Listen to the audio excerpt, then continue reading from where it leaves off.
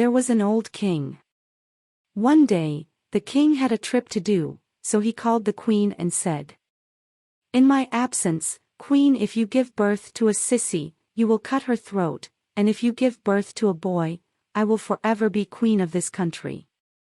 Shortly after the king left her travels, the queen gave birth to a sissy child. The queen grieved and wondered if there was any way for her and her daughter to survive. Boy. Hearing the rumors, the queen secretly summoned the woman and proposed to swap her son with the queen's daughter. She promised to take care of the woman for the rest of her life so that she could live worry-free. The poor woman agreed, and the two exchanged their babies. Meanwhile, a trader was preparing for his trip and asked a shopkeeper to boil 40 eggs and bring them to him. The shopkeeper did as she was told, and the trader paid for the eggs. However, when it was time for the ship to leave, the trader said he didn't have time to pay and promised to do so when he returned. 5 years later, the trader came back, and the shopkeeper went to him to get paid. The trader refused to pay, saying that he wanted to know how many chicks would come from those eggs in 5 years before he paid the price. The shopkeeper went to the king and told him what had happened, asking for a verdict.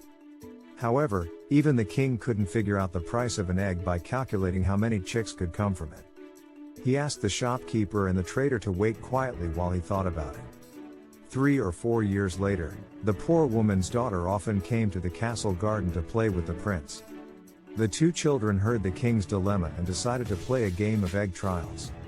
The sissy pretended to be the king, and the prince played the role of the grandmother. They discussed the price of the eggs, and the sissy said that the price should be for 40 chicks that could come from those eggs and the chicks that they would lay in the future. The prince, however, pointed out that they had only boiled eggs, which could never produce chicks.